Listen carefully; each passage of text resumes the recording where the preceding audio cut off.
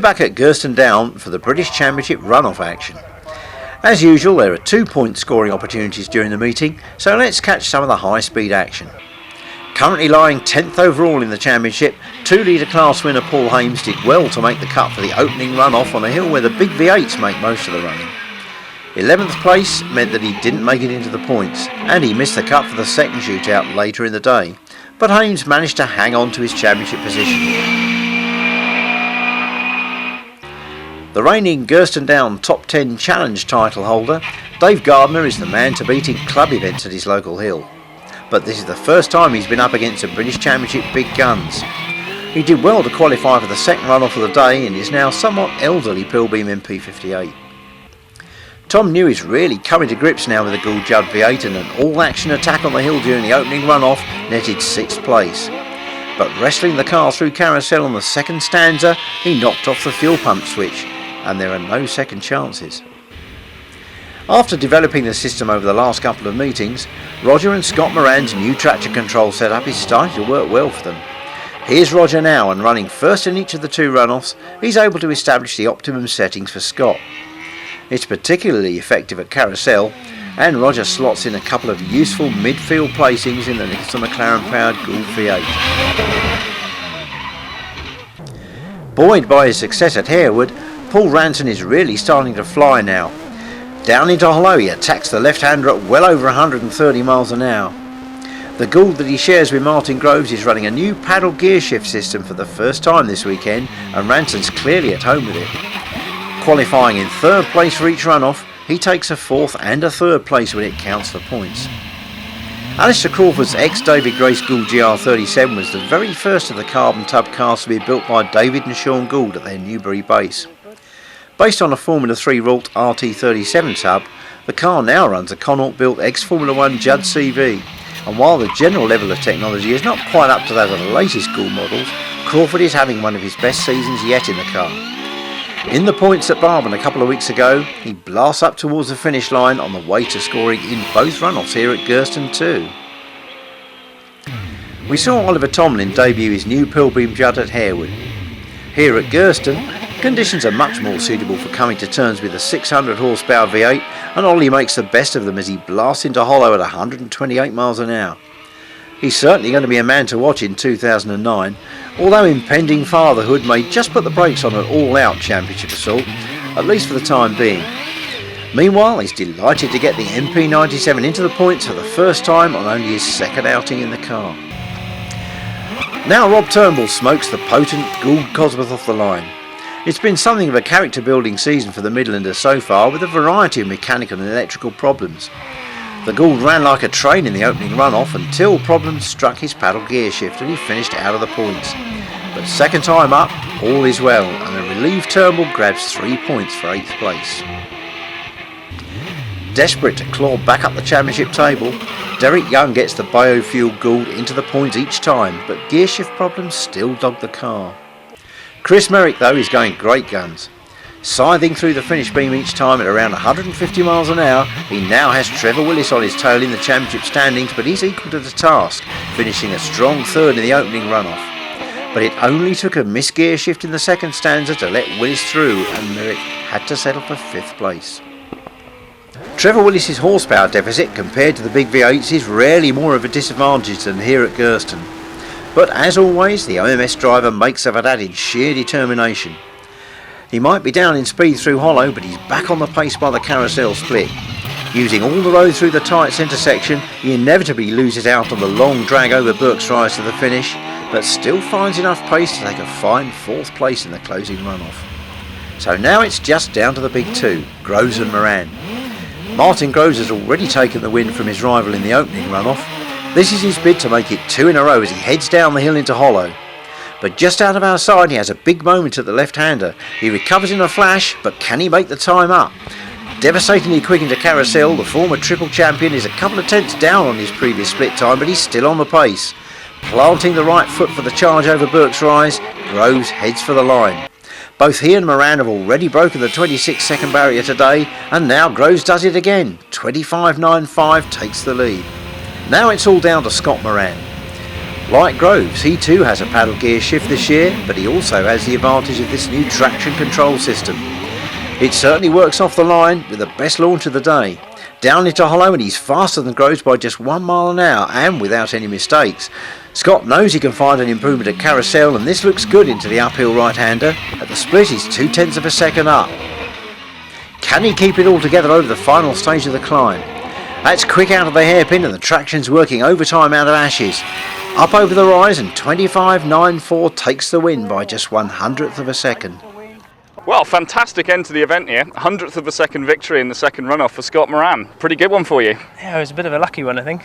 Yeah, I got my time down at the carousel in sort of the split down there, but then I made a right pig's ear of it coming out. So yeah, to get the win by 100th, that was a bit, it's good. Good stuff. You seem to be building up pace through hollow over the day. You seem to be getting quicker and quicker on every run. Was that part of the plan?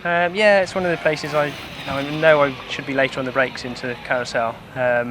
Just building up, and just gotta. It's not going to make all the time, but it's it all counts in this job. It's going to all add up. So, yeah. Good stuff. Well, level points from the weekend again. A few more of these, and it's going to get really pretty high pressure situation. A few more in my favour though. For sure. Yeah. 20 points each, so good job for you. Yeah, pleased with that here. So yeah. Excellent. On to Shelsley. Yeah, best of luck next weekend. We'll be there to watch you. Thank you. Thanks a lot. Back to you, Jerry. So with a win and second place apiece at Gurston, it's honours even for championship leaders Martin Groves and Scott Moran. Chris Merrick is holding on to a strong third place in the face of a mounting challenge from Trevor Willis, while after their good results at Harewood and Gurston, Roger Moran and Paul Ranson are now well established in the championship top 6. Next time we'll be moving on to Shelsley Walsh and Loughton Park. But before we leave Gurston, we must mention a sad event that marks the end of an era in the sport of speed hill climbing. Just a couple of weeks before Gurston Down, we lost one of the greatest all-rounders in motorsport, Tony Marsh. British hill climb champion on a record 6 occasions, Tony was equally at home in his trials or auto test cars as he was on the world's Grand Prix circuits, in the company of drivers such as Sterling Moss, Mike Hawthorne and Juan Fangio. Here he is in 1992 at Gurston, the course Tony himself helped to design 25 years earlier, driving his V8 Rovercraft in a British Championship runoff. After moving out of motorsport in the late 60s to pursue other interests such as sailing and ski bobbing, he was a member of the British team. He returned in the late 80s, contesting the British Hill Climb and Sprint Championships, first in the Rovercraft and later in a Cosworth DFL engine Tolman. Spot the aerial on the Rovercraft's roll bar. This was one of the first examples of telemetry in hill climbing, although Tony said it was so he could listen to the archers. And here's the Tolman in action in 1994 on the Lurgy Fristle Hill Climb, run on part of the Isle of Man TT circuit. Tony loved this fast public road course, which brought back memories of his road racing days and which was then on the British Hill Climb Championship calendar. Last year, Tony Marsh spoke to Tony Wiltshire about his long career in motorsport. Tony has had phenomenal success in the British Hill Climb Championship, winning 3 times in succession in the mid-50s, repeating that again 3 times in the mid-60s, and is still competing today. What a lot of people don't realise is the tremendous variety of motorsport that Tony has competed in over the years, though. Starting in trials in the very early 50s, I think, Tony. Yes, that's right. My first trial, I think, was in 52 in Adello, and which I have still got. Really? I you still have back. the car? Yes. And then, I did some hill climbs and that started me off in hill climbs. And I went to a single-seater, and the single-seater took me on the circuit. And by the time I had the 3 championships, I was doing Formula 2 quite seriously. Internationally? Internationally. Mm-hmm. In fact, I won the Formula 2 championship in its first year because I plodded around at the back collecting the points and the works cars were blowing themselves up racing. And then Formula 2 suddenly changed, became Formula 1. Oh, when there was the CC capacity change in the late 50s. That's right. Mm-hmm. And so I became a Formula 1 driver and went on and had a semi-works BRM. It was my car, but they entered it occasionally. And I remember going down to the Pau Grand Prix and beating one of the Ferraris.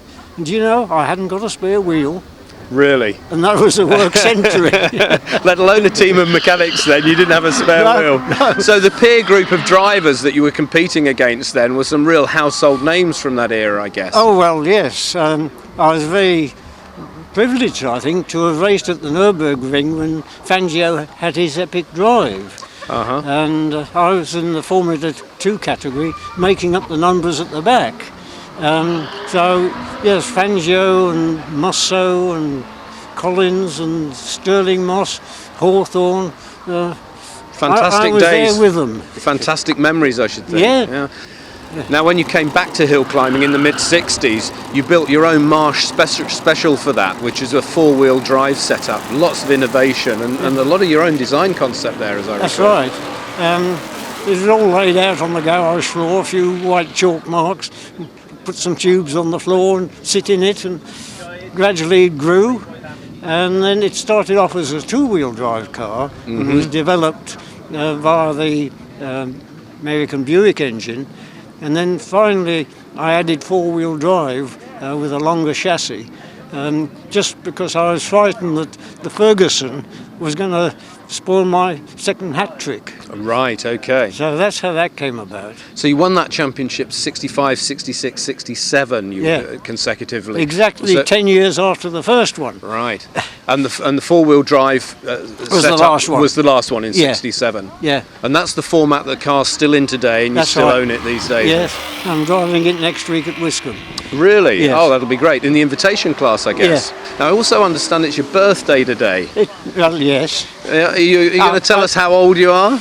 Well, I've given up having birthdays, but I can't escape the fact that I'm 77. Well, it's great to see you competing, and even better to see you competing with a very modern and up-to-date car. Tell us about the Gould, because it really is a very technical bit of kit, isn't it? Well, I enjoy owning a beautiful piece of machinery.